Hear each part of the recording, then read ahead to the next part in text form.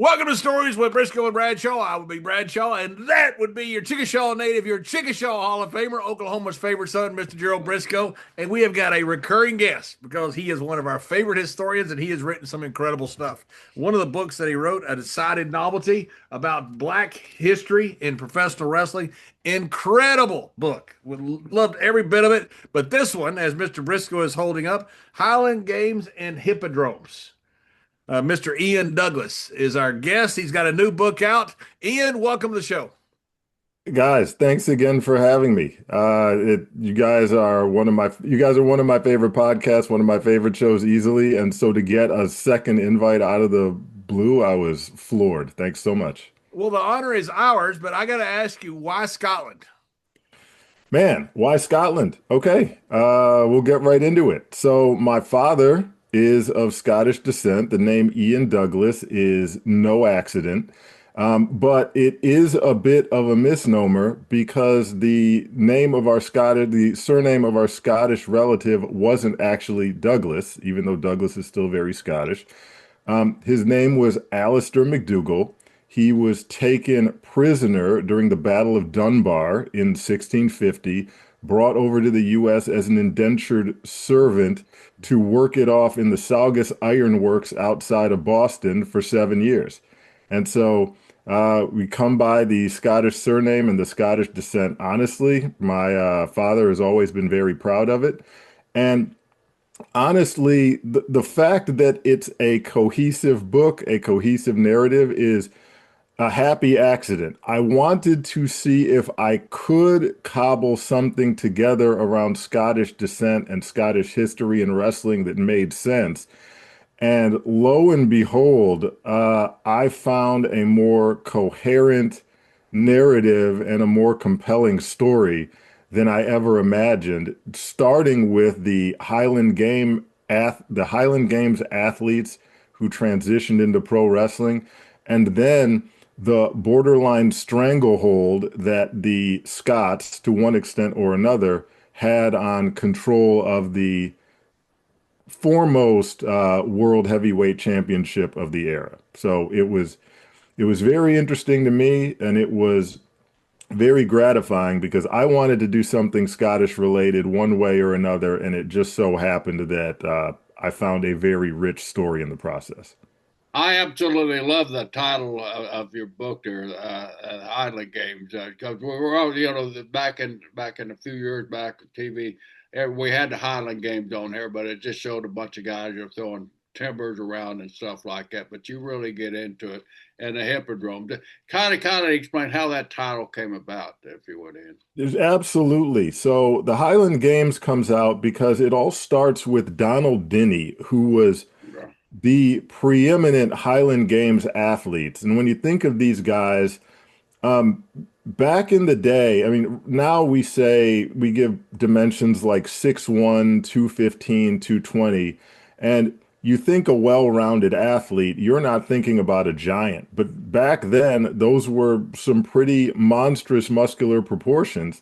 And Donald Dinny was a dominant Highland Games athlete in Scotland for a decade and a half before he toured the US. And he leveraged that success and that notoriety from competing at Highland Games into professional wrestling in North America. And that's sort of how the book begins. But the hippodroming aspect comes in because hippodroming at the time, I mean, and it still is, but then it was a very popular term for engaging in athletics with predetermined competition, with predetermined outcomes, or at least manipulated outcomes, primarily for the sake of coercing people into placing wagers. Unbeknownst to them, the outcomes had been predetermined and they were going to lose their money. And that's how wrestlers in that era made the majority of their money. It wasn't from the stakes. It wasn't from the ticket sales. It was from the fact that with foreknowledge, they could place bets through third parties and really take the sportsmen of the city for everything they had. So the Highland Games and Hippodromes elements tie together, because these Scots, when they weren't busy competing in Highland Games, they were competing in pro wrestling events or other sports, and they were manipulating the outcomes to maximize their profits. Wow. The term hippodrome, how did that come about? Do you know? Uh, I think it has something to do with, you're putting me on the spot.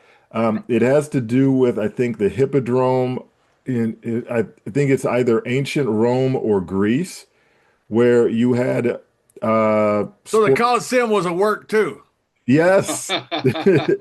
Hey, you know what? I don't mean to cut you off here, but I went to the Coliseum one time and I took the tour around, with the guy, and I'm sitting there listening to it. I'm going, "This is a work. It's a work," and there's no doubt about it. These guys would fight for like 2 hours on like a first blood match. Now you had some people get killed. There's no doubt about that. That's not a work. And eat by lions. That's not a work. But a lot of the gladiators, you can't afford to go have guys go out there with swords. You run out of gladiators, so it was a work. Well, when you mention that, and we get into this in great detail in the book, because Duncan C. Ross, who during that period is one of the top draws in wrestling, he's promoting himself as the world athletic champion. He's styled himself as the world mixed wrestling champion, but then he goes out to San Francisco and he starts these horseback mounted broadsword competitions. And it was a very, don't hate me for saying this, but to me, it struck me as a very WWE Vince McMahon XFL move. Like, I'm going to try to figure out some sort of way to leverage my fame in these two endeavors into something else and figure out a way to make money with that. Well, he he began to market himself as the world sword fighting champion. So Wow. yeah, he was this Tremendous. top athlete, top wrestler, top swordsman.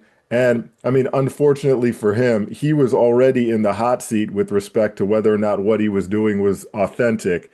And when the press saw that, they just ate him alive. That's great. Well, I got to show you this. This is my kilt that I wore on either Monday Night Raw or You SmackDown look good in a dress. You do. Over in Scotland. My As ancestors. Piper would fire back, it's I not was a about dress. to I was It's about a to say kilt. I was about to say you're recycling the Roddy Piper insults. You already had them queued Yeah, up. He's yeah, going to recycle everything else too. yeah. But we have the very same history. My ancestors are all from near Loch Lomond. That is my actually Mhm. ancestral kilt. And apparently, according to the history, Rob Rory was McGregor. I'm a McGregor descent. McGregor, wonderful. And he got the name banished for a while from Scotland. And that's when my ancestors came over to the United States because they were criminals. So we both have a criminal Scottish past. Wonderful. So Roddy Piper wasn't the first Scottish wrestler to wear a kilt then. Absolutely not. I think Rob Roy was. Uh, well, Donald Denny, Duncan Ross, all of these guys were forced to wrestle in kilts because that was the way you contested the Scottish backhold wrestling style. But even in the book, when Donald Denny makes his way to South Africa and he's wrestling out there, we have it substantiated by the South African press that he was played to, in that case, usually when we talk about North American wrestling in the era, they're wrestling on a mat, on a carpet, on a stage, in a theater more often than not. But they transitioned to boxing rings around the turn of the century. And in South Africa, Donald Denny, while wearing a kilt, was played to the ring by bagpipers. So Wow. in the late 1890s, it may have happened earlier, but we have a clear-cut case of that happening for Donald Denny. Not that guys did sunset flips back then, especially not in a boxing ring. As Mr. Briscoe will tell you, those boxing rings were freaking hard as the freaking freeway. But if you're doing like a sunset flip with a guy in a kilt, and if a guy's a true Scotsman, that might be a pretty scary little scene that you've come up with. Absolutely. Yeah. To have to Now, wrestle in a kilt. Now, we mentioned Donald Denny. He's kind of your reference guy in this book. It's a fantastic read, by the way. And Donald Denny, can you kind of give us a little background of Donald and exactly how he came up and and the kind of the atmosphere of professional wrestling back in the day there. Oh, sure. He came up. He was the son of a stonemason, and he was a stonemason. His brothers were stonemasons as well, living on the sort of on the border of the Scottish Highlands and Lowlands.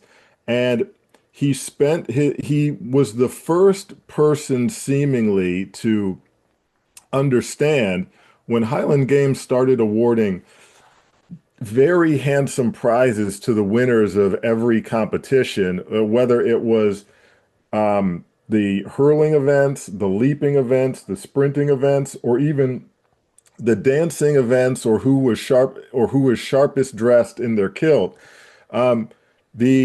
In some cases, the prizes for winning each of those things might have been the modern equivalent of $500. So I don't think they imagined when they were putting these events together that somebody might come along as just an all-around athlete who could dominate every aspect of the competition, show up at one of these events and walk away the victor of everything. And Donald Dinny was apparently the first one who realized if I devote all of my time to training, I can just tour the different Highland Games competitions throughout Scotland, clean up, and don't have to devote my time to anything else. So in a lot of ways, even in the mid 19th century, he sort of becomes the prototype for the modern professional athlete. And then when he starts touring the United States as a as an invited celebrity athlete guest, and he goes to this network of Caledonian events that's been set up from coast to coast, he inspires plenty of imitators, including guys like Duncan Ross and Duncan McMillan and ultimately Dan McLeod, who ends up becoming, as a little guy, ends up becoming the world heavyweight champion around the turn of the century when he defeats Farmer Burns. Now, also we learned that there was clearly some collusion going on there that we can get into as well. But that's how Donald Dinny sort of inspires this wave of second generation Scottish immigrants to follow in his footsteps and dominate wrestling for a few decades. And you talk about Donald Denny. There's a photo of Donald Denny, which Yeah. is kind of unique because I mean these Highland Games were not just lifting and throwing games. They also had pole vault. They also had sprints. They had also had. He's not built like a sprinter. No. You can see Or where pole he vaulter. maybe a pole vaulter. You can see where he's a thrower, but he's not Mhm. built like a sprinter. He apparently was just an unbelievable athlete. Yeah. Well, part of the problem with having so much lore and mythology built up around you is when Donald Dinny shows up in the US, and I think it's in the book, there were women who showed up at the Highland Games and women and others who expressed disappointment that he wasn't this Herculean figure Right. that they built up in their minds, that he just looked like in a lot of ways, a normal, stout, semi-muscular guy. It's just that he'd built himself into being almost like the equivalent of a modern decathlete, which in a lot of ways is what these guys were. They were built to be Yeah. adept at everything. And Duncan Ross, for instance, roughly the same dimensions as Donald Dinny, although 20 years younger. And it was said that in his prime, he could run 100 yards in 10 and a half seconds. Now, I don't know how accurate that stopwatch was, but for a guy who could hurl for a guy who could hurl stones as far as he could to also be able to sprint that fast pre 1900, it was very impressive. These guys were the equivalent of America's Jim Thorpe, basically, in size and skill, Hmm. everything, right? Absolutely. Also good Native American shout out you got in there. Yeah, there we go. Gotta have that. And there's a picture of for those that are Duncan Ross. Again, not a obviously a good athlete, but not a huge man. Yeah, you look at him now, you'd say, "Oh, that's a guy at the gym who clearly puts some time in and works out," but he wouldn't be this You wouldn't think intimidating presence. that's Scotland's strongest man. Yeah. Exactly. You know, Exactly. you Well, mentioned in your book you talk about how many Highland Games that these guys won. It's in the thousands. How many do they have? I mean, were these like weekend events all over Scotland? Oh, yes. And then when you go, I mean, every district, every town and district in Scotland might have one. And then you come to the US, just to give an example with Dan McLeod. Like in the same month, there might be five different Scottish Games events in the Bay Area alone. And three of them might be in the same park in San Francisco because there would be three different Scottish organizations wow. hosting events in the same park on different weekends. And so Why, these why, go and ahead, Doc. these guys are making good money just going around at these events. Wrestling is not a big part of these events, right? It's mainly just strength and agility and speed and stuff like that at these events. So in the early going, so as this is, that's a great question. So as this is developing in Scotland, you do have Scottish backhold wrestling as a staple of these events. You also have the caber toss. When Donald Dinny shows up, they didn't have guys that were, when he shows up in the US, it was a novelty because you didn't have guys that were even capable of lifting the caber back then, let alone tossing it. And in the earliest Scottish Games events in the US, wrestling wasn't really a part of it. And when it became one, a lot of that was driven by the growing popularity of catch can wrestling and other styles of wrestling. So that by the time Duncan Ross is competing at a Highland Games event in Florida against Henry Durfer, it's a catch can style wrestling event. So they're not going out there and doing Scottish backhold. They've attracted, I think it was 5,000 people to this event in Florida to watch Highland Games. Durfer and Ross compete in the full slate of Highland Games, which is how you know the wrestling event was kind of nonsense. Because if you had to wrestle for the world championship, would you risk wearing yourself out in all of these other athletic events before you got down onto the mat? But anyway, yeah, they would. It kind of built up synergistically because you knew that the Highland Games event would attract a crowd of a certain t size, but then you advertise an American World Championship or a World Championship wrestling match there, so you get the people there interested in that. And so now, whereas in ordinary cases you might have been able to draw 1,500 fans to a packed theater to watch pro wrestling on a good night, now you're putting on a pro wrestling event in front of, in some cases, 10,000 fans who've gathered at a Highland Games event and they're intrigued by this pro wrestling thing. But yes, early on in the United States, when wrestling started to make its way in, it was not necessarily Scottish backhold wrestling. In fact, more often than not, it would be catch can style pro wrestling, probably more often than not with worked finishes. Yeah, and you had a great. I love how you break down the different styles of wrestling in this book here in a chapter there. What was the state of professional wrestling in Scotland at the time? Was it like much like the English style, or what were they doing? Oh, the state of professional wrestling in Scotland at the time was borderline non-existent because to them wrestling in that era was Scottish backhold style wrestling. And it took some time when the early chapters I go into detail because I thought it was important to make the point. Scottish backhold style really catered to Donald Dinnie's strengths because he was this absolute powerhouse, and you won by getting your opponent off his feet and onto the ground. You get the guy down on the ground and you win.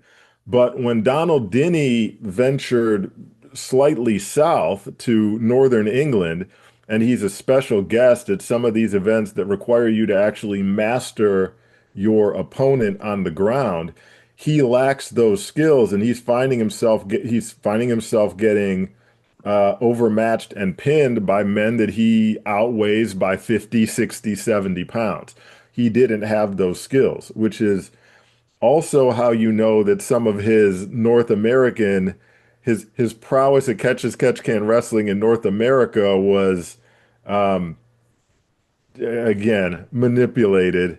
His success was artificial because all of a sudden he shows up and he's a master of catch can, and he's a master of collar and elbow wrestling, and he's so adept at Greco-Roman when he was getting regularly he was out in the quarterfinals in Northern England wrestling matches if he was lucky.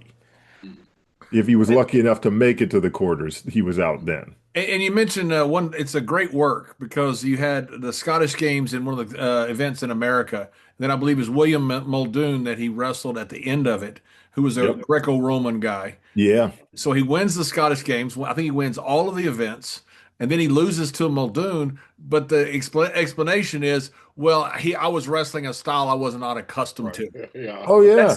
That's the perfect work. You have this great strong man. He gets put in something that he's not used to. Okay, we got a rematch now. Yeah. Exactly. And I mean, it was a face-saving measure that was built in, and you had whistleblowers who were, under a cloak of anonymity. They were explaining to the newspapers, here's how it goes. I mean, and you get into a very unique era of how promos were cut that two guys would decide which town they wanted to work. One would show up and pen an open challenge to the paper. The next guy would show up and submit his letter saying, this guy could never beat me. I accept his challenge, and 3 weeks from now I'll meet him at the theater and we'll really see who the best is. And I'm going to put up this much money. And so then they cut promos back and forth through letters to the editor to generate interest in this wrestling event at the local theater. And if it's a five styles wrestling match, or let's forget the five styles thing, let's say it's a mixed styles wrestling bout. One guy's the Greco-Roman champion, one guy is the catch can champion, and another, and so those guys will win each of the events that they're the master of, and then you have a third event, might be collar and elbow, and we'll see how that goes, or maybe that's a draw, and everybody walks away with their reputation intact, unless someone shoots on them, which happened. Well, you got a double cross in this book too, which I love. There are a few, yeah. Yeah. You had a double cross in wrestling and Mr. Briscoe wasn't there? I was there, John. I was there. Okay. You know what's great about this, Ian? I just love the fact that, people talk about, exposing the business and stuff. You're talking 1880s here. They're exposing the business, and there's double crosses in the 1880s. Yes. 145 or 46 years ago. And people talk about, the business was exposed by 1980s. No, it wasn't. About 100 years earlier, and every year in between, business was exposed. Well, now you see how much fun. Now you see how much fun this was to research and write, because anytime you look into the results of these events, beyond a millimeter in depth, you start seeing reports like, Dan McLeod wins a bout in San Francisco, and then after they give the full details of it, they're saying, by the way, at the local gambling parlor, somebody came in and somehow he knew that the first bout would be won in under 30 seconds, and then the next round would be won by the guy who lost in the first round, but it would take more than 30 minutes. And so for instance, when SD Jones loses to King Kong Bundy at WrestleMania in 9 seconds or whatever it is, this is like a guy placing his bet saying SD Jones is going down in under 10 seconds, but if they do another round, SD Jones is going to win in 30 plus. Nobody Yeah, I mean, nobody in their right mind is going to place that bet unless they have inside knowledge. So they had prop bets back in the 1800s. Absolutely. But that was the work all over, at least America, especially during the time. You know, you'd have a strong man, tough guy come in and figure out a way to get a lot of local guys betting on somebody. It'd work it one way and get them all toward one person. Then all of a sudden, the shooter boy, who's the smaller guy, would end up winning the match and walking out with all the money. Yeah, and Dan McLeod does that. Dan McLeod, when he's the world, he defeats Joe Acton, so he's the world light heavyweight champion, recognized as the world light heavyweight champion. But again, in this era, I mean, there's no television. Not only is there no television, there are very few photographs. So Right. so McLeod is able to go, if you want to call it inland California, he's able to go to some of these venues where no one even knows what he looks like and where a local strongman may have built up a reputation. He's able to come in under an alias and absolutely destroy these guys after placing wagers on himself and leaving with all the money. And and then he does that to Paul Pons. He famously does that to Paul Pons later on, who's a guy who's 6'8", 300 pounds, give or take. And in Montreal, where you would think this is a case where Paul Pons would want to preserve his reputation as a Frenchman, and McLeod comes in under an alias, and and McLeod's what, 5'6" on a good day, and Pons isn't able to do anything with him. McLeod is able to last the full time. I believe it was that Pons was required to pin McLeod 6 times in an hour if he wanted to claim victory, and he isn't able to pin McLeod once. So Pons gets his reputation absolutely destroyed in Montreal as a result of McLeod wrestling under an alias and never comes back. And then McLeod gets locked in jail because of it, because of the guy that they'd manipulated to bet against him against when he faced Paul Pons. You know, you ever just lock the guy in jail for stupidity. The guy that bet, not McLeod. And McLeod also though has a very famous match with Frank Gotch, right? Oh yeah. Yeah. Where the Well, same he thing, where he was underneath an alias and he realized this Frank Gotch kid is pretty freaking good. yeah, he discovers and recruits him. So, I mean, in building up to that, you've got Duncan McMillan, who was Donald Dinnie's hippodroming partner out on the California coast. And Duncan McMillan is really the connective tissue to all of this. He's a high, excuse me, he's a Highland Games competitor in his own right. He heads out to the Midwest and links up with Evan Lewis, Evan the Strangler Lewis, The right? original Evan Stringer Lewis, right? Yes, yes, right before Lewis wins the world heavyweight title from Acton. And McMillan is Lewis's right-hand man for years throughout the majority of his title reign, and he styles himself as the five styles world champion of wrestling. So on the same card, you could promote the world champion of catch can wrestling and the world champion of five styles of wrestling. And then McMillan, for whatever reason, although it looks like it was done under friendly terms, he flips and becomes the right-hand man of Farmer Burns. And now, right before Farmer Burns beats Evan Lewis to win the world title, so now McMillan is Farmer Burns' right-hand man doing the exact same five styles of wrestling gimmick alongside him. And in the midst of this, McLeod comes in, wins the world championship from Martin Burns, and then he's off wrestling at local events again, cleaning up, placing wagers on himself, and he runs into the kid Frank Gotch, who in Iowa, who was used to cleaning up at these events in his own right. And Gotch tells about 6 different versions of the story over the course of his career, but the gist of it is that Gotch gets upset that this guy is able to beat him in all of the hurling events, and the only thing that Gotch is able to beat McLeod in is the sprinting event. sprinting, and I think some of the leaping events. So Gotch gets upset, challenges McLeod to a wrestling match, shoot style right there in the stones. McLeod wins, but is so impressed by Gotch that, depending on which story you believe, either right before he hops on the train, he hands him the card that says I'm the world champion and look me up, or someone lets Gotch know and then McLeod tracks him down later, or McLeod goes to his house later on and hands the card to Gotch's dad.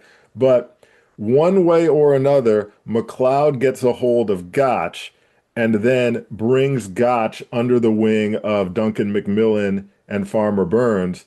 And what, 2 years later, Frank Gotch is the world heavyweight champion and becomes the biggest star of the era. So that's why I say that the era has Scottish fingerprints all over it between Duncan Ross wrestling in the first bout. He loses to Edwin Bibby, but for the first bout to crown that American heavyweight champion that becomes the world championship, to Duncan McMillan's manipulation and promotion of back-to-back champions in Evan Lewis and Farmer Burns, and then getting the title to the Scotsman Dan McLeod, but McLeod also recruits Gotch and brings him under the wing of Burns and McMillan. So that's why I say there's Scottish DNA and Scottish fingerprints all over this era. And one of the best pictures ever is here's Farmer Burns. Look at those tights, Don. Those were those old woolly tights. Believe it or not, I had a pair of those when I first started. The man's hanging himself, and you're worried about his tights. Yeah, look at that. But Farmer Burns his neck was so strong he'd hang himself and whistle at the same, according to history. Whistle, yeah, he's the most fascinating man. You know, here's a guy that back in those days puts out a correspondence course on how to become a professional wrestler or how to be a wrestler. Several Olympic champions actually trained under that method and became Olympic champions under Farmer Burns' correspondence course. And when you read about him, when you read about some of the events he hosted and some of the lectures he gave, he cuts an excellent CM Punk style straight edge promo when he says, "I never drank anything but water and milk." So, all of you guys aren't as clean as you should be. You're eating the wrong things. You're growing your hair too long.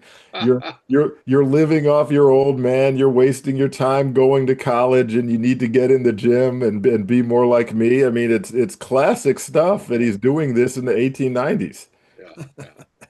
Yeah. You bring up another guy in this fantastic book that's John's favorite hero, the Terrible Turk. That's one of John's favorite. How does he fit in all this? I think my favorite heel of all time, Yusuf Ismail. Love that guy. Yeah. Man, okay. So you've got a lot going on here. Some of this is speculation, but the timeline is almost. I don't mean to cut you off, but most things about Yusuf Ismail are speculation, right? I mean, they really don't know just everything. So much was mythology, so much was created background on this guy, right? Yeah, and then there's a lot of confusion with a lot of people are confused when it comes to what Ishmael did and what his successor did. So McLeod wins the World Heavyweight Championship. And again, on a good day, he's 5'6", 5'7", thick guy, usually between 190 and 205. And then Yusuf Ishmael shows up, and he's 6'4", 6'5", and often advertised at 250, between 250, 280. So he shows up, and no one has ever seen anything like him. Islamic Turk representing the Ottoman Empire. So the true prototype for the foreign menace in professional wrestling. There had never truly been anything like him before. And physically, there had never been anything like him before. He draws a record crowd to Madison Square Garden to watch him wrestle Evan Lewis, who at the time was not the world heavyweight champion, but the bout is advertised as a world heavyweight championship match. So um, Ishmael is dominant, wins the bout. It gets more attention than any world title bout to date. And so a lot of people are left thinking that Ishmael is the legitimate world heavyweight champion at the time, even though Lewis was not the champion at the time of the bout. And Ishmael never, ever, ever, I repeat, ever wrestled Dan McLeod, because a lot of people in title histories will list that he did, and he didn't. So then in July, Ishmael is one of the passengers aboard. My French is terrible. I'm going to butcher this, but I think it's La Bourgogne or something like that, which is a massive ocean liner that sinks when it collides with a sailing vessel called the Cromartyshire. 520 plus people die as a result of that sinking, including Yusuf Ishmael. So a guy that many people thought was the reigning heavyweight champion of the world drowns. A lot of the press, they were very unkind to him in his passing. The stories about him saving his gold belt is the reason he died. That's just the greatest story ever. Yeah, I know. I mean, talk about burying a guy. No one was there. There's no pictures of it, and they all the report comes out. If he hadn't been trying to save his gold belt, he would have lived. Oh yeah, he's a big fat glutton and a miser, and he got what he had coming. Is the way it gets reported. There's the big Yusuf Ismail right there. Yeah, that's how you know. That's how you know you're a heel, where they absolutely bury you in death. Yeah, even in death, they talk about what a bad person he is. Yeah, so you have a lot of people thinking that the World Heavyweight Championship is vacant, and even though, again, McLeod is still the champ. There's McLeod there. I'm just trying to get some pictures up for everybody. That looks like Tom Jenkins. It may be Tom Jenkins. I may have got the photo of Don Mulaney. I'm glad you know your stuff. I think it is. You're testing me. Just like I said, that's Tom Jenkins. You're testing me. I'm testing you. This whole thing. Way to go, Ian. Way to go. I'm just seeing if you're paying attention, Ian. So then no. So then Halil Adali shows they have drawings of Mr. Brisco back in the day, back when they were. So then Halil Adali shows up as the replacement to Ishmael, and Adali defeats Tom Jenkins almost immediately. Like, Adali is billed as like 6'6", 320 or something. He immediately defeats Tom Jenkins, who had been advertising himself as the world champion, even though he never beat McLeod either by that point. And so Adali starts claiming that he's the world heavyweight champion, and the press starts saying, like, whatever, no matter what McLeod says, it doesn't matter, because we see McLeod as this little guy. We see Adali as this huge guy. Adali is the real world heavyweight champion, and McLeod seemingly accepts this demotion to just being the world light heavyweight champion, and doesn't really engage in any world heavyweight title defenses for quite a while. Now, in the background of this, at some point, Duncan McMillan and Farmer Burns acquire promotional control of Halil Adali, and they start touring as this three-man unit where McMillan is the Five Styles champion, Adali is the world heavyweight champion, and Burns is the light heavyweight champion or the middleweight champion. And then they have this falling out in Denver where McMillan confiscates Adali's Turkish outfit and heads back to Iowa with Burns. And it's at that point where Frank Gotch gets plugged into that trio, essentially replacing Adali as the heavyweight in that group after McLeod recruited him. So it has all of the hallmarks of McLeod willfully accepting some sort of a demotion of his world title status to make his friends Burns and McMillan happy while they promote Adali. But then when Adali's no longer in the picture, they bring in Gotch, and suddenly McLeod is being advertised as the world heavyweight champion again.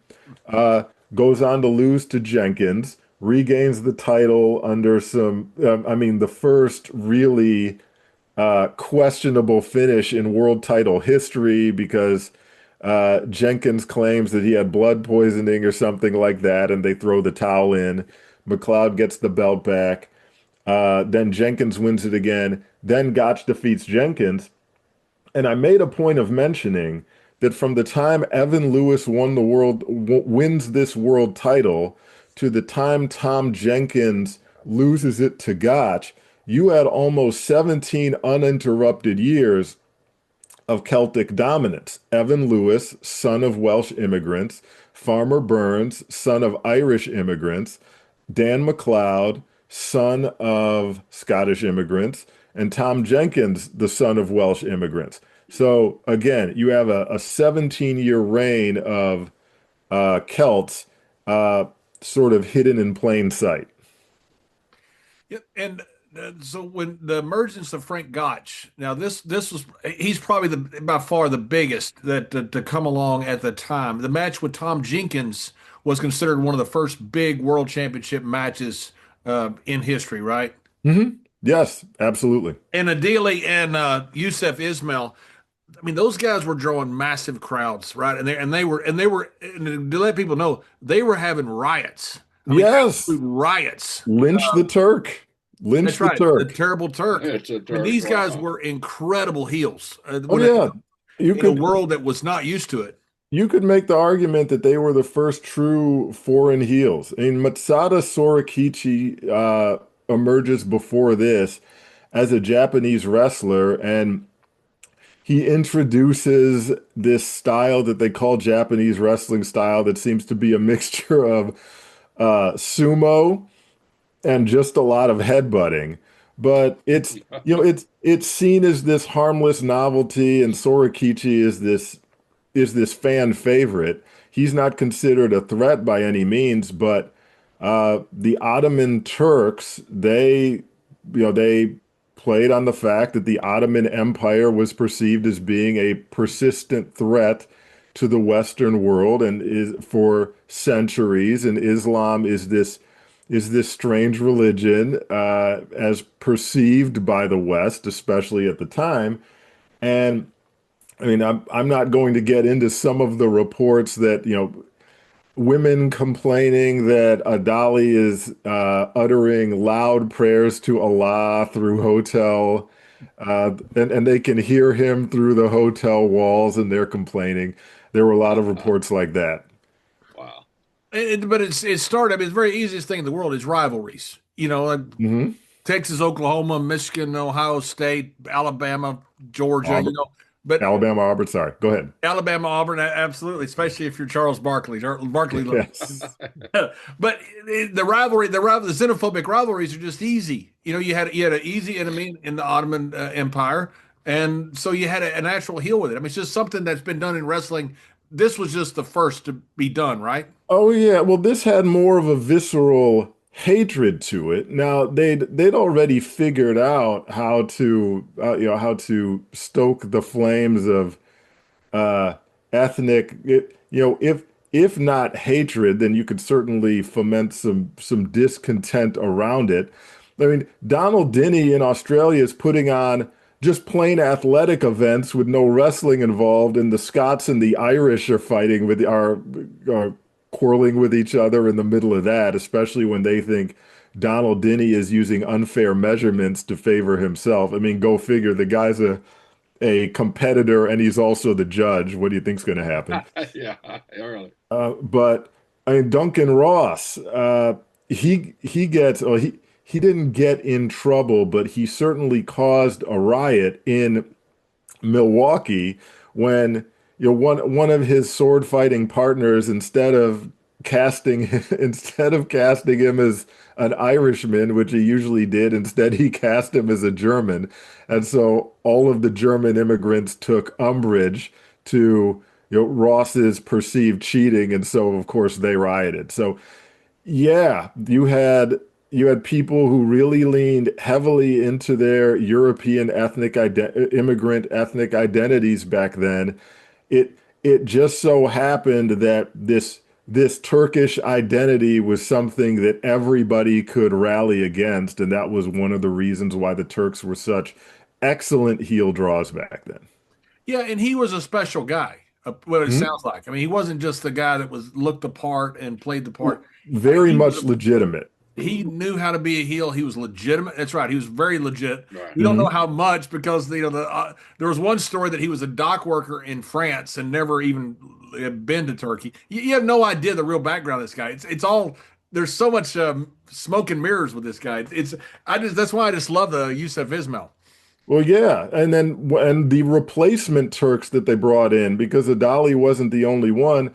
You had Armenians and Armenia at the time under control of the Ottoman Empire, so they were able to claim anyone under the yoke of the Ottoman Empire at the time was Turkish, even though they weren't. And those guys started to get exposed too. Like there was I think I mentioned it in the book, where Dan McLeod wrestles an an Armenian Turk, if you wanted to call him that. And when this guy didn't get what he expected to from his manager, he went to court to try to get compensated, and he had to speak through an Armenian interpreter in order for his case to be heard. So yes, not every Turk that you saw during the era was actually a Turk the way that you and I would understand a Turk to be.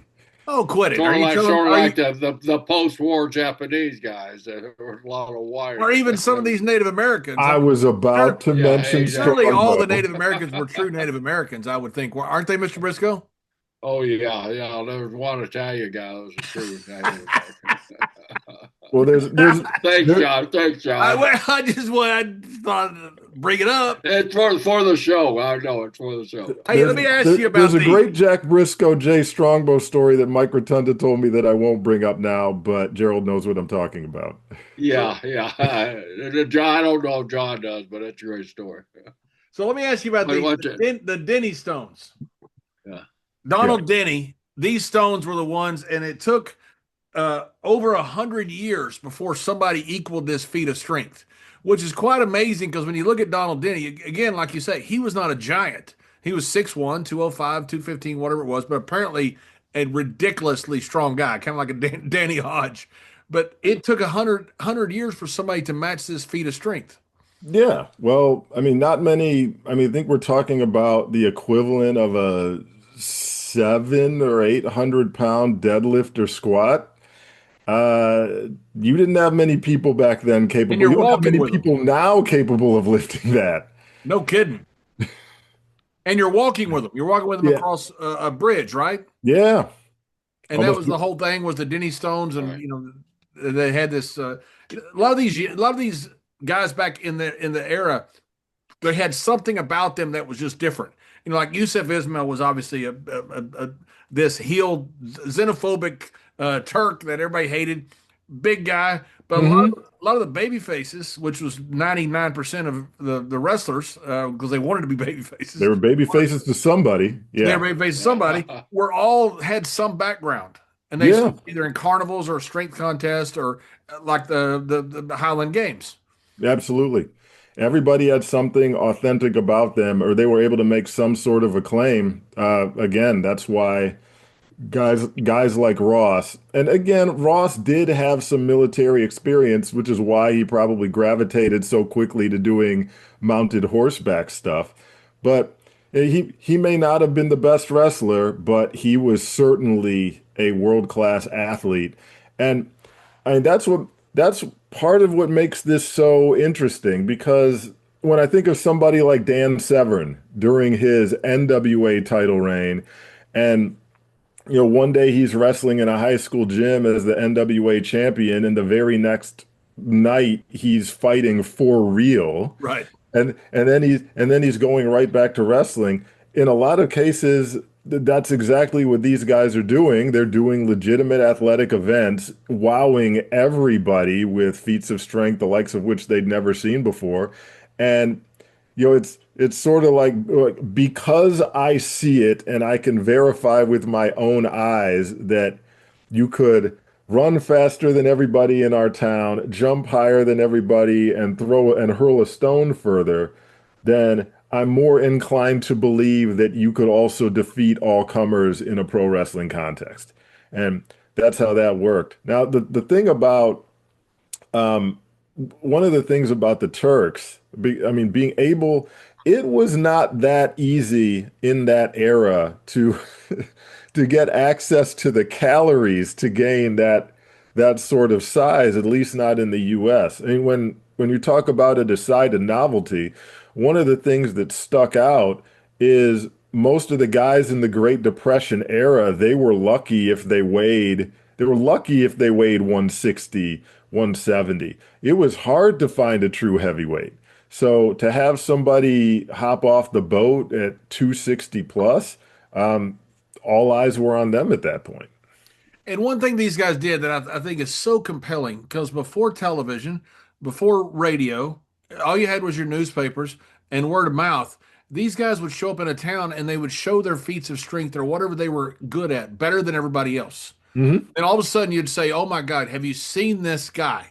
And they would literally talk people into the arena by what they did in their training camps when they go into these towns. And maybe it's just for one day, but they would do these events where they would do feats of strength. Farmer Burns would hang himself and whistle at the same time. And people go, "Oh my God, I got to watch this guy wrestle." But they brought people into the arenas by doing these promotions. Very similar to when I remember when Muhammad Ali lost to Leon Spinks, and the second fight he was sitting there training in Louisville, I believe it was, and he was chopping wood one day. And remember my dad and I were watching it. And we were sitting there watching, go, "Oh my God, the greatest man! He's dead serious." It made you want to watch the fight.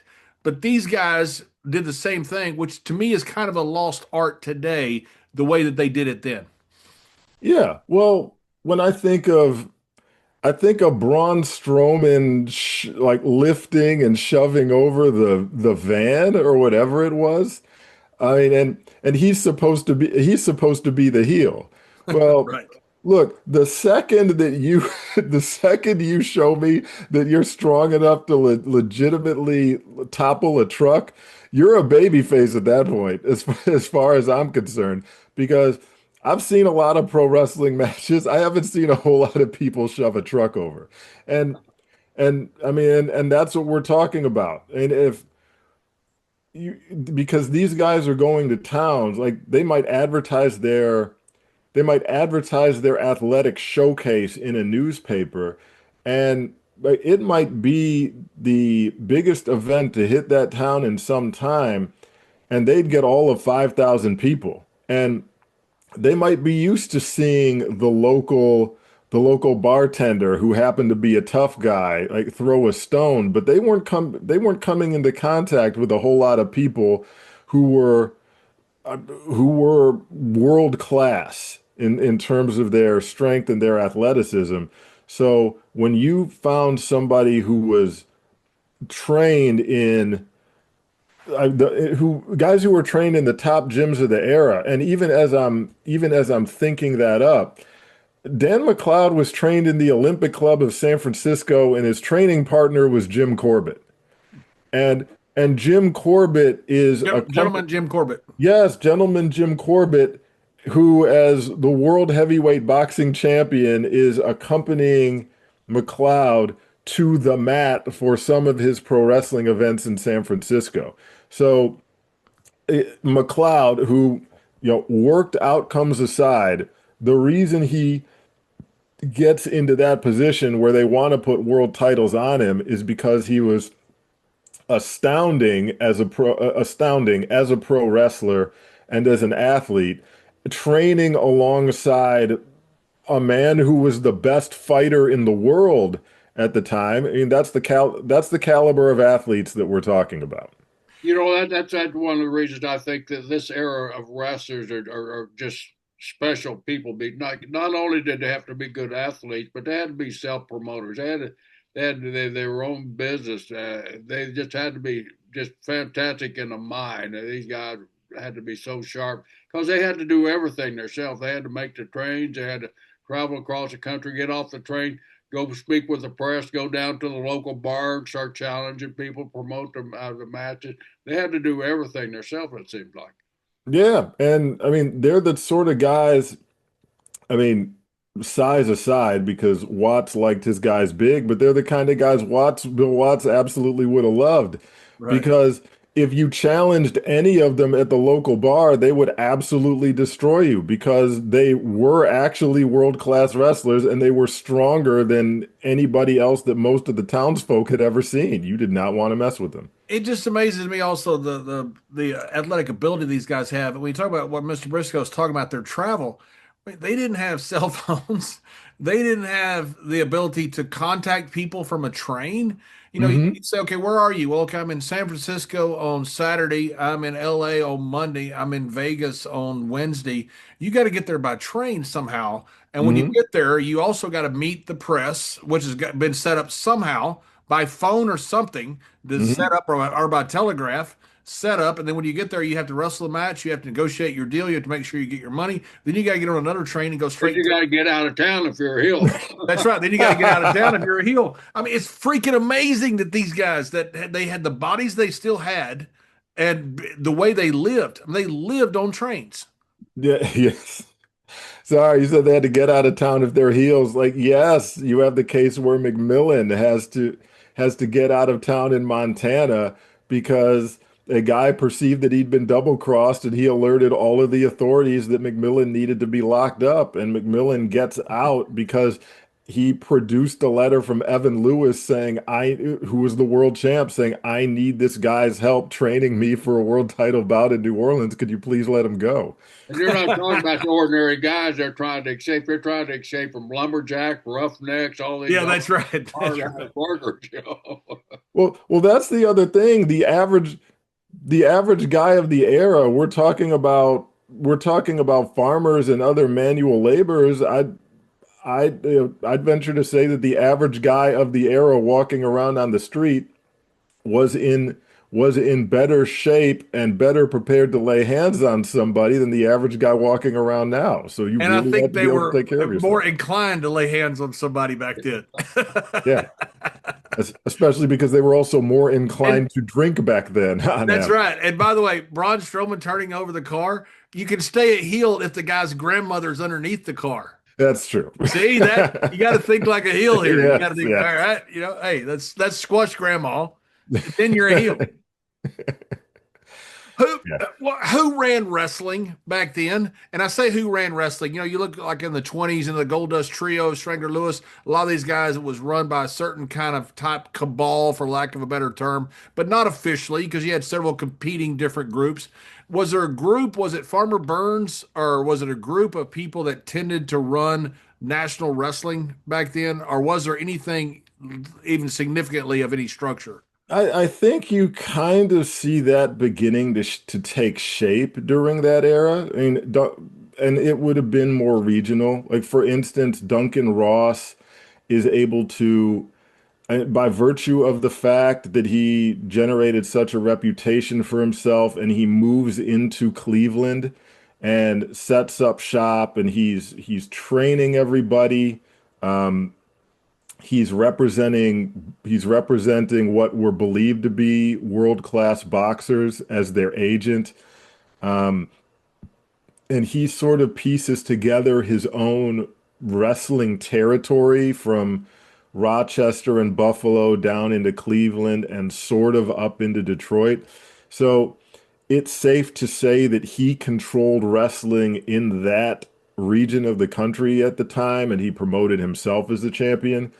Um, but Evan Lewis seems to be under the management of Parson Davies, and Parson is the guy that if because Lewis was perceived to have been the true catch-as-catch-can champion of the world at the time, if you and was a major star, if you wanted to get him booked, you had to go through Parson Davies. And then when Martin Burns and Duncan McMillan get control of the world title, you had to go through them really if you wanted to get them booked. So in terms of who controlled pro wrestling, it seemed to have been forming along regional and territorial lines. You kind of see territories starting to take shape, but again, you're dealing with individual event promoters in different towns. You're dealing with the owners of different venues, like the guy, I forget his name, but who controlled Madison Square Garden at the time. So yeah, it's a good question. There's no easy answer because there were a lot of guys that had their fingers in a lot of pies at the time with respect to pro wrestling, and it was to the benefit of wrestlers like Ross and Burns and McLeod if they were able to more or less call their own shots. And the way you did that was by being legitimate and developing yourself to the point where if you claimed to be a world champion, people would actually believe it and turn out to see you. Right. Okay, a question. I got to go back to Jack Johnson here because I've got a couple rescue cats. One of them is named Baby Briscoe for in honor of my favorite wrestler, and the other is named Jack Johnson in honor of my Mhm. favorite boxer. Him and Ollie are kind of close, but Jack Johnson, one out Mhm. as the name of my one name now. One name, Jack Johnson, not Jack John, just one name, Jack Johnson. Gets called Are You Rescue Cat? Was it Jim Corbett that ducked Jack Johnson? It was, wasn't it? He ended up beating Tommy Burns, but Corbett was the one that would not fight Jack Johnson, right? Because Corbett beat John L. Sullivan. I'm sorry, I'm asking you a boxing question. You're a wrestling historian. You are. Hey, I look, we'll use wrestling historian loosely when it comes to me. I'm not going to hide the fact that I'm looking this up right now. I didn't think it was Corbett. I I thought thought it was he Corbett that ducked Jack Johnson. I thought he peaked, but I thought it was it Jeffries who ducked Jack Johnson? Maybe it was Jeffries. It could be I Jeffries. think I it don't was want I don't Jeffrey. want to give gentleman Jim Corbett a bad name if he doesn't deserve one. Yeah, I thought it was Jeffries who ducked Jack Johnson, but then came back and lost to him as the Great White Hope. I'm honestly not sure. Okay, it Um, could have been Jeffries. I'm not sure. Corbett's the one. Corbett's the one that took the title from or was the guy after from John Sullivan, L. right? Sullivan. He took it from Sullivan and then lost to Fitzsimmons in 1897. So I'd have to see around what time Jack Johnson It peaked. was just an interesting time. You got Yeah. these massive boxing matches happen and these massive wrestling matches happen. I just Hmm. think the time is so incredible that without TV, these guys are filling, 10, 15,000 seat arenas for wrestling matches Hmm. based upon just news reports. Yeah. Oh, and just in defense, I just looked it up. So in defense of Jim Corbett, he peaked about 7 years before Jack Johnson worked his way into position Okay, where he I could start apologize calling to guys all of out. Jim Corbett's descendants for throwing him under the bus. They accept your apology. Good, good, good. So this time of wrestling, to me, the guys that were on top. So you had Frank Gotch ends up being on top, but you had Strangler Lewis on top before that. Were they literally going from coast to coast during this time? No, in fact, well, Evan Lewis did. Evan Lewis traveled quite a bit. In fact, Evan Lewis traveled all the way out to the West Coast to wrestle Dan McLeod when he was coming up. Farmer Burns notoriously stayed in Illinois and Iowa and would not venture out. So if you wanted to wrestle him for the world championship, you had to come to him. He's like Cornette. Yeah. Um, I'm so not leaving. I'm not leaving my state.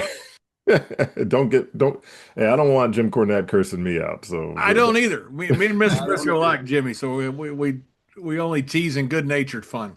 yeah, so McLeod, I mean it's in the book. I don't know to what extent it was a work. There were probably some shoot elements to it in the beginning, but McLeod comes all the way out from San Francisco to the Midwest and stays there for the better part of a year trying to call out Martin Burns for a world title bout and Martin Burns vehemently refused and said in the press, like, yeah, I think if I wrestled Dan McLeod right now, I'd lose. So no, thank you. I'm not interested.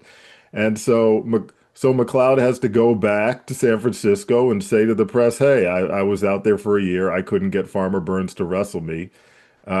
And even then, he would only agree to wrestle me if I came to Iowa, and I'm not interested in a world title bout it on his home turf only. So, so no, thank you. So no, the world champion at the time, these guys are not traveling from coast to coast. They were generally staying put. Duncan Ross, in fact, Duncan Ross probably logs the most travel in the book because he's heading from Canada out east. He was heading down to Florida. He was heading to New Orleans. He goes to Cleveland. Then he's in Chicago. Then he's all the way out in San Francisco. Then he's in Australia. So if you want to credit one of these guys for actually being a traveling champion to some degree, that guy was Duncan Ross because he was all over the place. What You happened you to mentioned, you mentioned five star wrestling champions. You know the five styles that you name in your book there. How long did that term stay in professional wrestling? For your five. Not very long because he loses. Well, okay. McMillan claimed to be a five styles champion for an eternity, but he loses a five styles championship to McLeod in the early 1900s. And then he loses a five styles bout to Gotch, which is perceived as sort of a unification where the five styles title gets absorbed within the Catch as Catch Can title. So Gotch gets to claim to be undisputed at that point, but McMillan is also an old guy and he's promoting all the events in the Pacific Northwest and he has an incentive in getting Gotch over strong too. So so that was part of it, but that title was so precise, like too precise in its definition, because most mixed styles bouts, if it was a five fall thing, if Gerald, if you're the catch as catch can champion and I'm the collar and elbow champion, we're gonna say we're going to trade catch as catch can and collar and elbow matches rounds for the first four, and then we're going to do a Scottish backhold fifth round, and whatever happens happens. But they would call that a mixed style bout and not a five styles bout. So McMillan would specify that in order to count, there had to be five distinct styles of wrestling competed in, or it wasn't a true five styles bout. So McMillan would gladly lose a mixed wrestling match up to four different styles. So he'd lose a best of seven mixed styles bout to anybody if four styles were contested, but he would never drop a five styles bout until he lost to McLeod and Gotch. it's just unbelievable. It's just, It you look it's back at always, it now, you're going like, how does anybody buy this crap? You know, because it's so easy to see through. But Yep.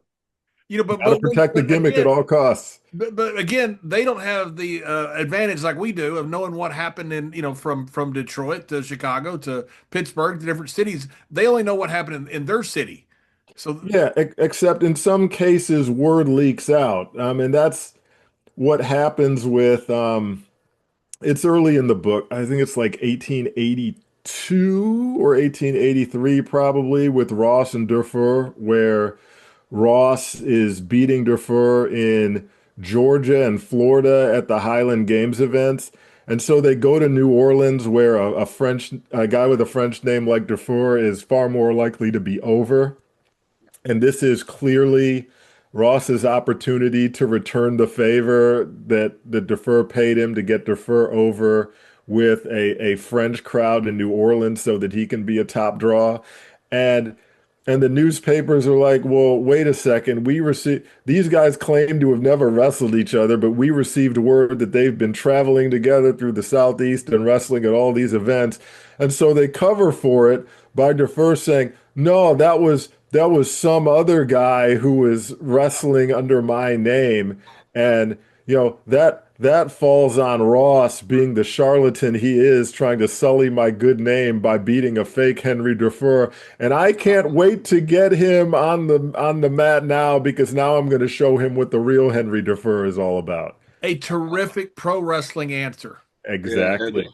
That's awesome. Exactly. Mhm. Hey, was William Muldoon? William Muldoon was a great Greco-Roman. He was in there. He's in all throughout your book. He later became the head of the New York Commission and a lot of different things, and caused a lot of problems to pro wrestling. I mean, really, he turned on them essentially. Was he always had that kind of that edge about it? What was it about William Muldoon that made him later in life become such a stickler and really hurt pro wrestling when he got into power? I don't know what did it, but when he was out west, he burned every bridge he had out west. One of my favorite incidents in the book, he's the guy who he's wrestling Donald Dinny in Portland. And he goes in front of the crowd and says, "Look, Donald Dinny and Duncan McMillan have been hippodroming all over the Northwest. I was brought in to put him in his place. I'm the legitimate guy. He It, didn't really want to that wrestle me." stuff's fake. I'm real. And gets Donald Dinny to come out and admit it. That's why Dinny has to leave. That's why Dinny has to leave the U.S. in disgrace. Dinny shows up in Portland, comes right out after Muldoon, and said, "Yes, I was faking, and it's the fault of my promoter that he hasn't been paying me what he promised to pay me." The promoter's name was Stecken. He hasn't been paying me what he promised to pay me, and so Dinny ends up getting arrested in Portland and freed, and then he has to and then he has to head to Australia in disgrace. So What a terrible idea. Muldoon is praised as the legit guy, goes back to San Francisco, but then on his way out, as he's preparing to head to the Northeast, he calls up I don't think it might have been the San Francisco Examiner, but he gets the reporter and he says, "Here's the deal. I'm the legit guy, but I engaged in hippodroming activities out here because that's the only way I could get any of these guys to get down on the mat with me, is if because he's clearly putting himself over. Yeah. I mean, the only way I could get these guys to go to the mat with me is if it was worked because they didn't want me to hurt them too badly. That's the only way Donald Dinny was willing to do business with me, because he didn't want me to rough him up too much." So he does that on his way out of town, and he leaves everybody else. He leaves the promoters and the event managers scrambling, because they're put in a position to say either like, "Yes, I knew about it, that what he's saying is true, and there was hippodroming to this extent," or they bury Muldoon completely and say, "Look, he's a charlatan too. All of it was fake from soup to nuts. The problem is, in doing that, you're burying yourself and everybody involved in your business." So yes, Muldoon was very shady in that respect, and burned all his bridges. So he burned them way before, and then when he got into power, he had the ability to really torch them. Well, Absolutely. he blocked everybody out of Madison Square Garden for years, except his people up there, right, John? Mhm. That's right. Yeah, yeah. He hurt wrestling for a long time in New York and in Madison Square Garden. Yeah, after Donald Dinny leaves the US in 1883, and it was prompted by, like, if you want to call it a double cross by Muldoon, you can. And then Donald Dinny is already in Australia by the time Muldoon really buries him back in San Francisco. Donald Dinny never wrestled in the US again after that point. Really, and Yeah. it was mainly because of Muldoon. Yeah. Did was Muldoon just wanted the top guy that would burn bridges, or was he a guy that had a vendetta for some reason? Do Sounds you have like any he's just idea? a power guy to me. Just wanted the power all the time. Yeah, I don't have the answer to that. All I know is that when he left the West Coast, he absolutely torched the business and everybody connected with it because he didn't think he would ever have to answer for it. The crazy part about it is his buddy Clarence Whistler, because they were partners more or less. Like Clarence Whistler is out there. I mean, that's one of my favorite stories from the book because Duncan Ross's wife passes away as Ross is attempting to get established in San Francisco. And Ross tells everybody, that's it. I'm never wrestling again. I'm going into the ministry. I've had it. And so all of the guys who used to pile on Ross for potentially being a hippodromer, they start saying, "Oh, well, he wasn't so bad, and we wish him the best in his new career and in his attempts to clean up his life because he also said he was giving up the bar that he owned in Cleveland. Uh, he's cleaning up his life. He's devoting himself to the Lord. We think that's wonderful, and we wish him all the best." And then he says, "Well, wait a minute. Before I go, I want one more match. I really want to wrestle Clarence Whistler." Like, and I mean, and Muldoon and Whistler had been the guys that shot on Ross a few years prior and embarrassed him in the Midwest. But he wanted one more shot at Clarence Whistler in San Francisco. So it's booked as his retirement bout. He defeats Whistler, and then he's, oh, well, you know what? I think I'm going to continue my wrestling career. I've got all this momentum. That's when he starts the sword fighting. And then I think a month after that, talking about cleaning up your act, that's when he gets busted having a liaison with the underage daughter of the barkeep who he'd been staying with.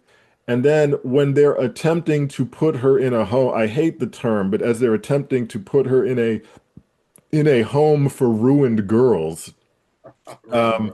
Ross shows up in court and begs for her to be released to him, theoretically, so that he could marry her. I think he's 32 and she's 16 or Oh my 17 at the God. time. Yeah. So, I mean, yeah, he was in a lot of cases, he was a real life heel. Yeah, and I love how people find God when all of a sudden they need money. Like God gets lost. Exactly. Exactly. And by the way, here is baby Briscoe. Oh, All right. Now Jack Johnson, I don't know where he is, but Jack, there's baby. Just want to show you Mr. Briscoe's namesake there. All right, let me put you on the That spot here. cat has gained 20 pounds from eating barbecue ribs. That's right. I got the cat. It was 2 pounds. It was a little bitty. It's now almost 10. mhm. It's gotten so big. It wrestles just like Mr. Briscoe. It wrestles Jack Johnson. Jack Johnson's a better boxer, as you would imagine. Wrestles just like Briscoe. So at least at an elite collegiate level. That's right. That's exactly right. That's exactly right. All right, Ian, let me put you on the spot. Yeah. Top five wrestlers of this entire era that cover in your book. Now you can fudge the dates a little bit, go a little bit longer if you want to, but top five. Start with I don't know. Start either way you want. But top five wrestlers. Man, top five in terms of what? You got to give me some. Talent, drawing ability, tough, everything. Oh man, in no Mainly particular draw. Let's just say drawing ability. The guys that could draw huge crowds. drawing ability. You've got to go with Yusuf Ishmael, potentially number one in Yes, terms of sir. My man. My man. in terms of drawing ability, because I mean you have such a short time, yeah, such a short time period to establish himself, but when he wrestled, it was what, 7,000 minimum, and And he was Goldberging people. I mean, he was beating people in like 45 seconds at times. I mean, which is yeah, unheard of. They're going an hour and 2 hours. He's going out there and destroying people. yeah, and the largest crowd at the old Madison Square Garden. So you got to do Yusuf Ishmael.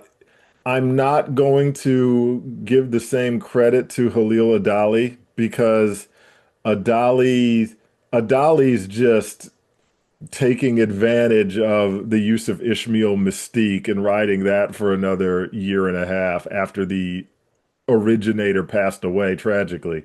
So I won't give him the same credit. I've got to say Frank Gotch because he is the biggest sustained star of the era. Then I've got to go with Ross because Ross, by hook or by crook, is drawing 10,000 at Highland Games events to watch him wrestle. Then you've got to go Donald Dinney because he was the first celebrity draw at these Highland Games events. And and then I've got to go, man, I'm gonna take the coward's way out and call it a tie uh between Martin Burns and Dan McLeod. Wow, Yeah. tremendous! What a But great you know, I time. would go McLeod myself on that because, like you said, Burns only wrestled in his territory there. That's Yeah, right. McLeod was drawing in McLeod could draw in Vancouver, McLeod could draw in California, he could draw in Indiana, Illinois, Iowa. When Jenkins started to fall off in Cleveland, as the world champion, McLeod was brought in to help him. First, McLeod was brought in a non-title bout to wrestle somebody else and outdrew, I'm sorry, Jenkins. He outdrew Tom Jenkins in his own building. Um, and he was also drawing throughout that region and also up into Toronto. So yeah, got to go Dan McLeod if you respect somebody's ability to draw wherever they go. What was about McLeod? McLeod was a short guy, as you mentioned, not imposing figure. What was it about McLeod that made people want to come see him wrestle? McLeod, by all accounts, he was the best true catch as catch can wrestler of any of the Scots we're talking about, and probably a better true catch as catch can wrestler than either Lewis or Martin Burns too. Plus, Martin Burns looks very much like an athlete. Martin Burns is chiseled, but if you take Martin Burns and you pack 15 pounds on him and you make him 4 or 5 inches shorter, you have McLeod. So he really did look like a pocket Hercules on top of probably being the best real wrestler. Okay, big question: Frank Gotch or Jim Londos? Oh man, for what?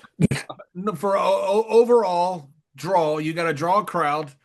Who do you have, Frank Gotch or Jim Londos? Well, you got to go with Lundus because Lundus actually has the track record when you put him in that position. I mean, what did he draw in Greece?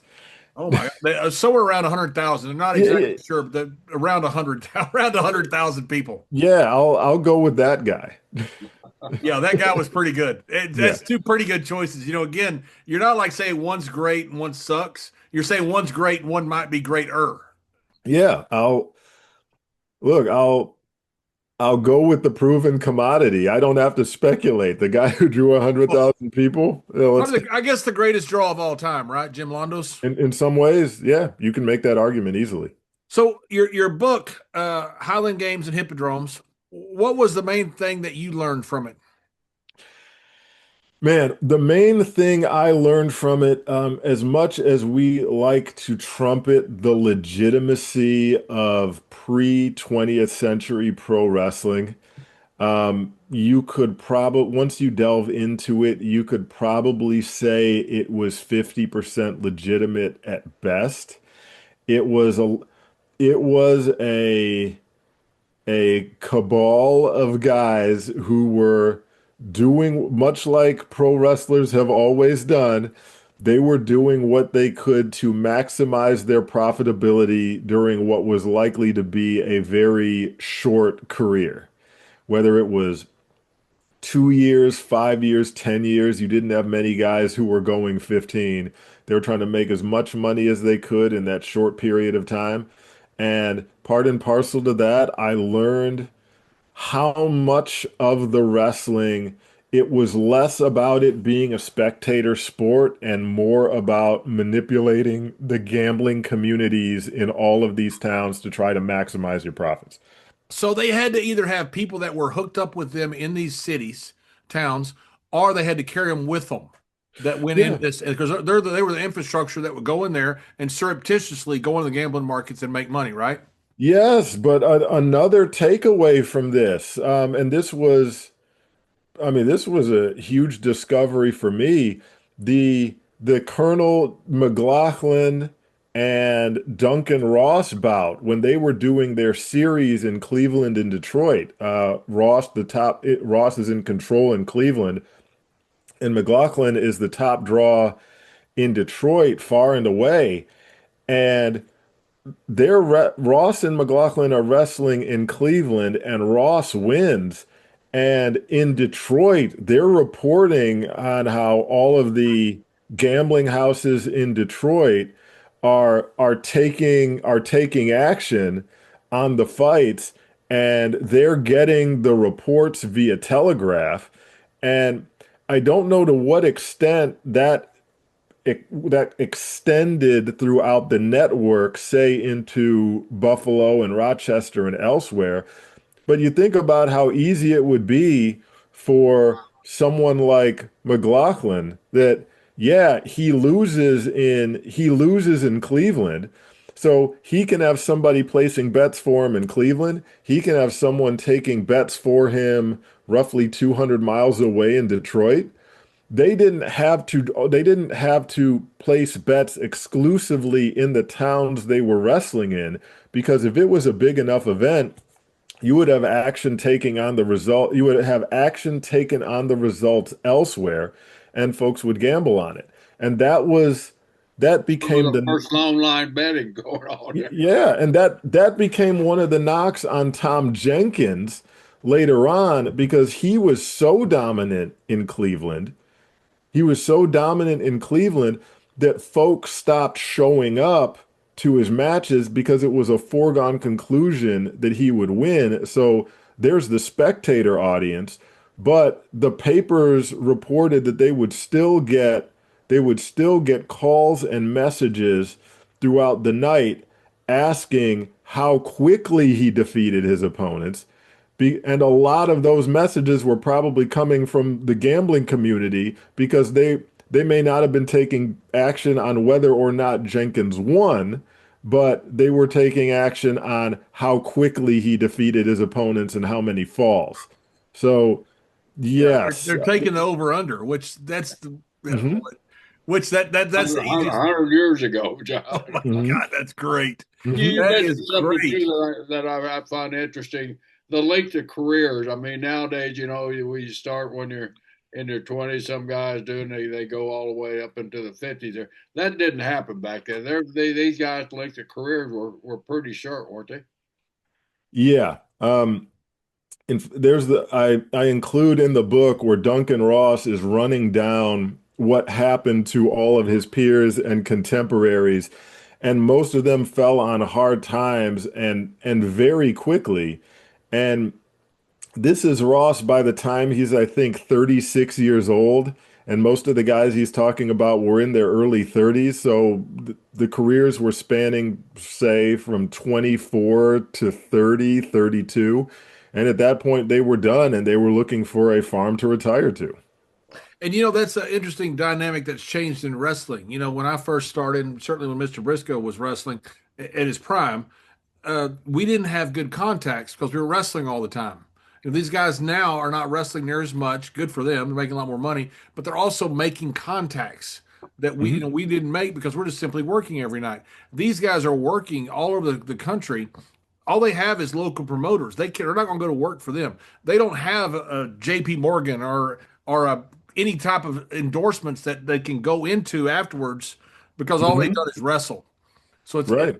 it's a pretty tough life in that respect. The business has changed significantly now because of that. Yeah, Duncan Ross and Donald Denny, like when their bodies start to go and they can't put on the same sorts of displays they used to, and Duncan Ross isn't nearly as chiseled as he used to be. I mean, it gets pretty sad toward the end of the book, because here's a guy who could easily put 1,500 into a theater, or he could get 10,000 to a Highland Games event. And now he's lucky to get 50 local boys to show up to the opening of what he hopes will be his new his new local gym in whatever town he's at, and then he's accepting invitations from kids in the crowd like I'll wrestle you and I'll pin you in 15 minutes legitimately, and he can't do it. Wow. Yeah. So yeah, once the word is out that you used to be a world mixed styles heavyweight champion. I mean, it's a worked title, but you used to be still, you were probably a world-class wrestler, and you can't pin a 17-year-old kid in your 40s, then your career is probably over. Sure. Well, Ian, there's only one other thing. You sent us the book, which thank you very much. I've really enjoyed reading it. But you got to sign it for us. I That's the can only do thing. I can do that. I have your address. I'll definitely send you guys copies. Thank No, you. no, no. I'll see you sometime. And you for the a decided novelty, I have Yeah. a terrific author's signature, so I got to have it for my library. Two All two right. great books. What's next for you, Ian? Well, one of these days I'd like to get Mike Rotunda's book out. So whenever he's so inclined and in the mood and By the way, healthy. Mike Rotundo's he's out of the hospital. He's doing well. You spoke with him today, which is that this goes on for eternity. But Yeah. what is it? February 24th, you spoke to him about today. So February 24th, 2026, he's doing fine. Yeah, he's doing quite well. He sent his regards to you guys. And whenever I mean we're probably I, I'm assuming the holdup at this point is he would like to be in a position to actually move around so that he could provide some touring support for the book. And I don't blame him for that, but whenever he's so inclined that he wants to put the book out, we'll do it. Right. Awesome. And where all can people get your book, Highland Games and Hippodromes? We go straight to Amazon. Straight to Amazon. And how long did the name Hippodrome last as a name for worked or manufactured outcomes?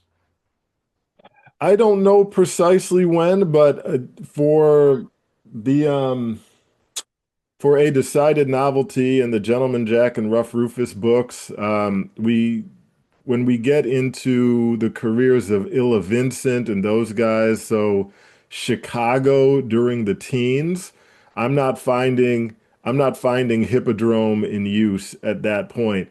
But I also think part of it may be that the gambling community had uh, had absolved itself of any and removed itself from any involvement with pro wrestling. So Well, what replaced the word hippodrome then, in your opinion? scam. Oh, okay. Really? Scam was No, the next one? no, no, no, no, no, no, no. No, what replaces it? I mean, they would refer to it as theater, or they would refer to it as fake. Okay. With when you have the sports writers who are really critical of it. Okay, what about the insider's term? When did the term kayfabe, was that the next iteration of what the insiders would talk about? Oh, I'm only referring to the terms that would find their way into the press. Right. So, I mean, yeah, kayfabe definitely an insider term, but in terms of what made its way into the press, that So hippodrome was a press word, oh yeah, not an insider term, yes, yes, hippodrome is a press a term that they derogatory term. yes, but the mark of a hippodrome, it was interesting because the wrestling in this era, there are very few, if you're imitating I mean, now we'd refer to it as an Olympic or folk style wrestling bout or a Greco-Roman bout. If you're engaging in that form of combat properly, there are going to be very few holes in it where you could say, "Oh, look at that right there. These guys are definitely working together." Like, as long as they're collaborating, like as long as or colluding, as long as you stay down on the mat, the guys who are actually good at wrestling can keep the work pretty tight. And they're not helping each other up. They're not planking up in the air during a suplex. They're not doing any of these things. So when it came to the use of the term hippodrome, most of the sports writers would say there was no sign of a hippodrome because these guys, it appeared that they were wrestling and competing in earnest. So to them, the mark of a hippodrome was if someone was laying around not doing anything. I loved like the match when they finally had Londos versus Strangler Lewis. The second Strangler Lewis Mhm. was the champion for so long in the 20s, 30s, and even wrestled in the 40s and later. The press came out and goes, that was a legit match. Yeah. Like, no, it wasn't. No, it wasn't. It's so great that they feel so confident about certain things. Now that was legit. Like, no, it wasn't. Oh yeah, and a lot of it, like they'd say, "Oh, this is." A lot of it had to do with the individual wrestler's relationship with the newspaper covering it.